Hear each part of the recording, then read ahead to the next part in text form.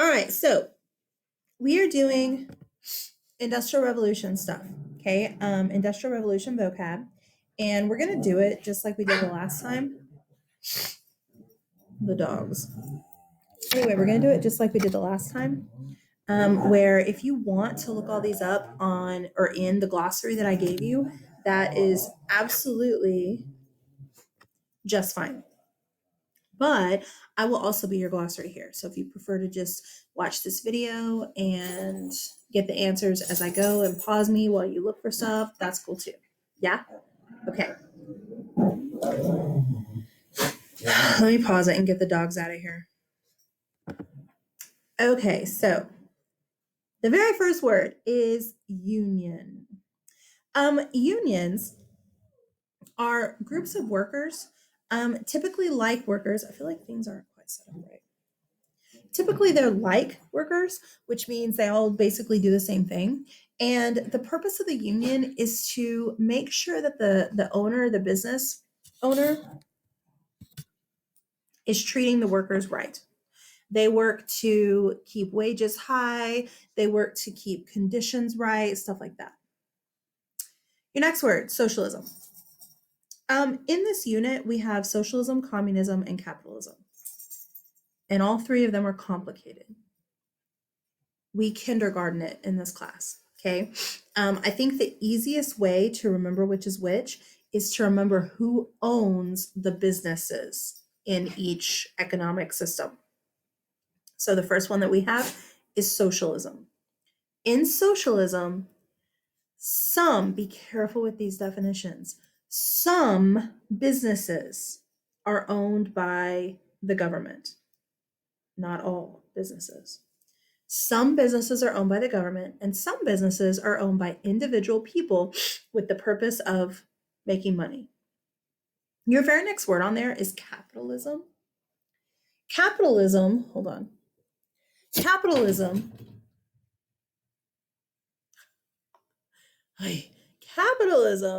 is where individual people own businesses for the purpose of getting rich. Individual people own businesses for the purpose of getting rich. All right, the next word is James Watt. James Watt is the guy who invented the steam engine. James Watt, he invented the steam engine. Column 2. The next guy, Karl Marx. Karl Marx is German. He's not Russian. Karl Marx is the German who wrote a book called The Communist Manifesto, in which he explains the theory of communism plus socialism. Entrepreneur is the next word.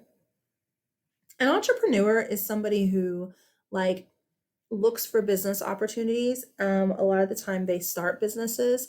They're trying to make a profit. Make money. Your next word, communism.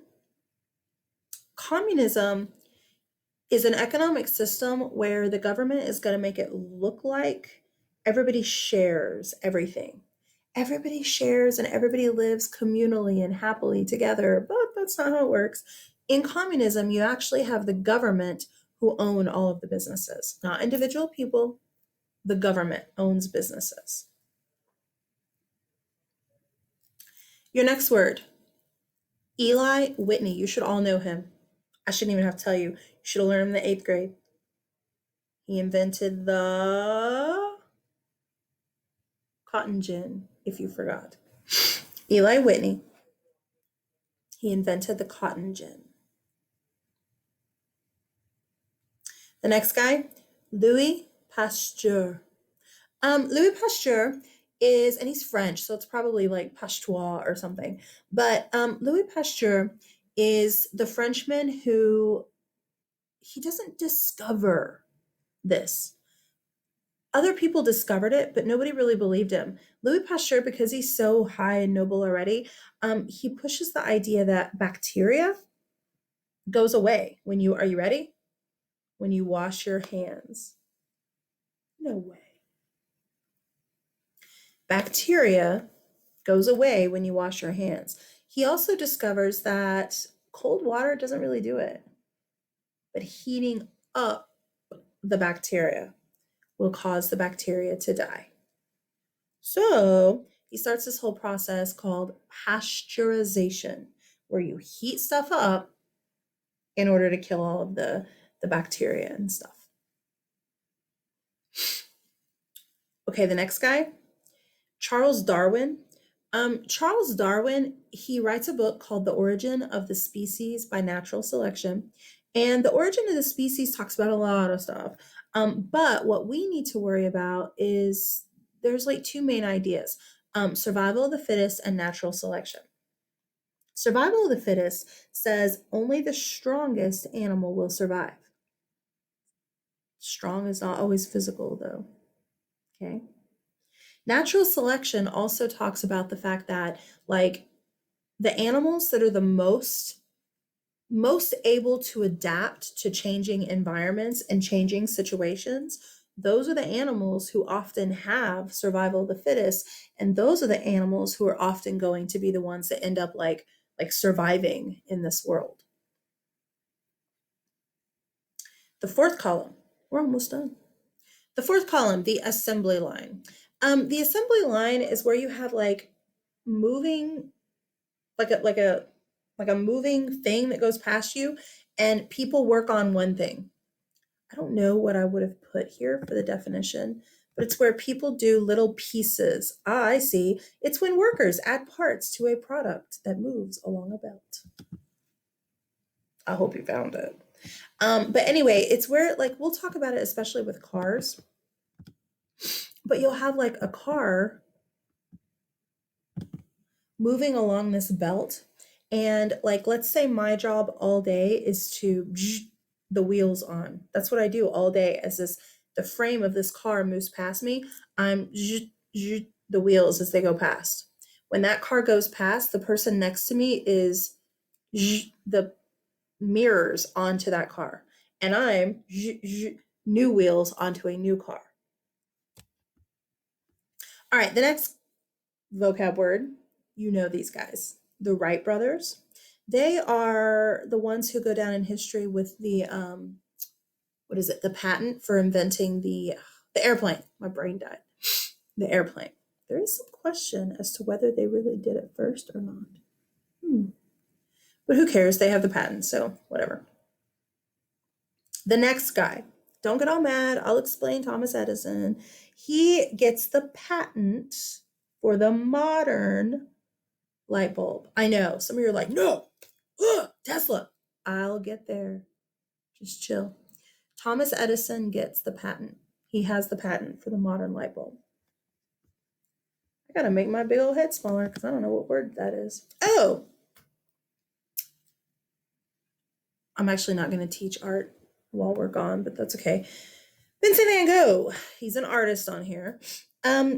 His art, some of it is impressionistic, some of it is romantic, but I'm not going to teach it. It was in your nationalism note, so if you're like, she didn't teach it, don't worry about it.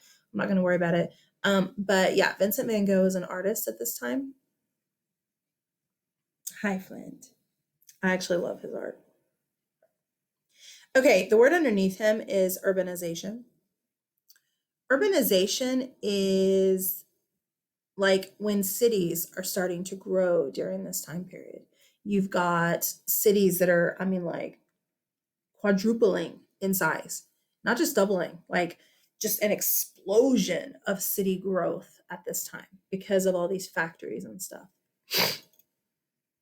And then we have this last word, survival of the fittest, which says that the animal that is the strongest and the best able to adapt to changing things, anything that changes, is the animal that will be able to survive.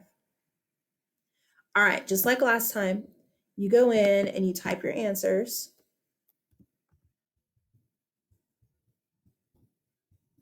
Oops, right? Type all your answers, save it, or just take a picture of it, either way. And then you need to email this to me, text a picture of it to me through the Remind app, or if you're on Canvas, Just go up there to the top and hit submit. This is your activity for the week. And I don't know yet if you're going to have a quiz at the end of the week or not. So I kind of have to wait and see. Okay. Bye, guys.